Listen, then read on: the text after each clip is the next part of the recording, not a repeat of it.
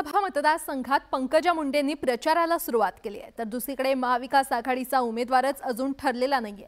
विरोधकांनी कोणताही उमेदवार दिला तरी मुकाबला करू असं पंकजा मुंडे यांनी स्पष्ट केलंय। तर शरद पवारांनी त्यांच्या उमेदवाराचा सस्पेन्स अजूनही कायम ठेवलाय। पाहूयात।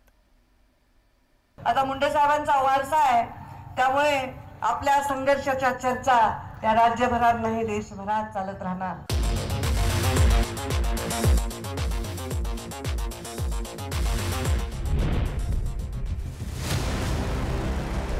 पंकजा मुंडे यांचं नगर शहरात ठिकठिकाणी जोरदार स्वागत करण्यात आलं।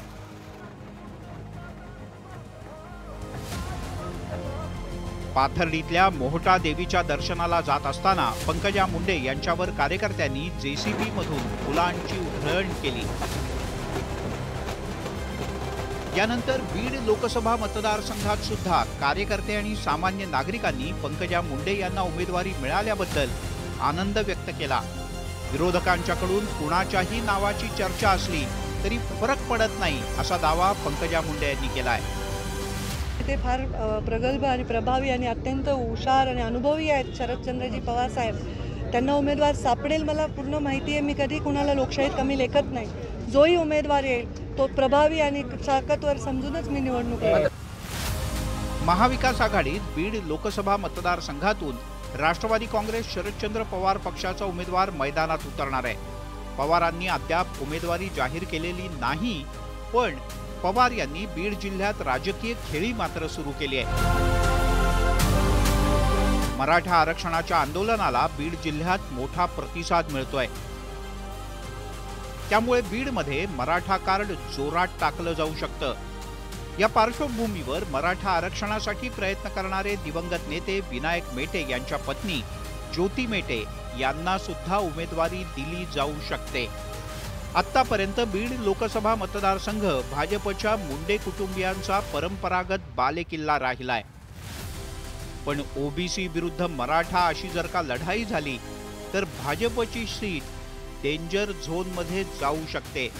त्यामुळे ज्योती मेटे यांना मैदानात उतरवण्याची तयारी करण्यात आली आहे। इतकंच नाही तर त्यांना पाठिंबा म्हणून बजरंग सोनावणे यांना सुद्धा पक्षात सहभागी करून घेतलं गेलंय।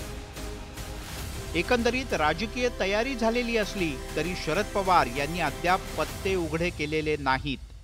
मान्य नाही केलं, आमच्या इच्छितो, माझी इच्छा आहे, पण सगळ्यांचीच असली पाहिजे।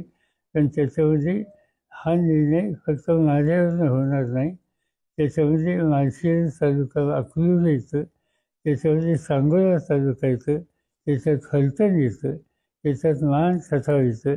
या सगळ्या लोकांना विश्वासात घेऊन त्याचा निर्णय आम्ही घेणार आहोत। बीडमध्ये मुंडे परिवार आतापर्यंत एक गठ्ठा ओबीसी वोट बँकेच्या जोरावर राजकीय प्राबल्य राखत आलाय। या निवडणुकीत पंकजा मुंडे यांनी प्रचारात आघाडी घेतली आहे, मात्र या मतदारसंघात विरोधकांनी मराठा उमेदवार दिला तर मतांचं ध्रुवीकरण होऊन लढत रंगतदार होणार। या दुरंगी लढतीत मुस्लिम आणि दलित मतदार जिकडे झुकतो त्याचा विजय जवळपास निश्चित मानला जातोय। मात्र पंकजा मुंडे यांची उमेदवारी जाहीर झाल्यानंतरही महाविकास आघाडीकडून उमेदवार जाहीर झालेला नाही, त्यामुळे सध्या तरी ॲडव्हान्टेज पंकजा मुंडे अशी स्थिती पाहायला मिळतेय। Bureau report, news 18 Lokmat.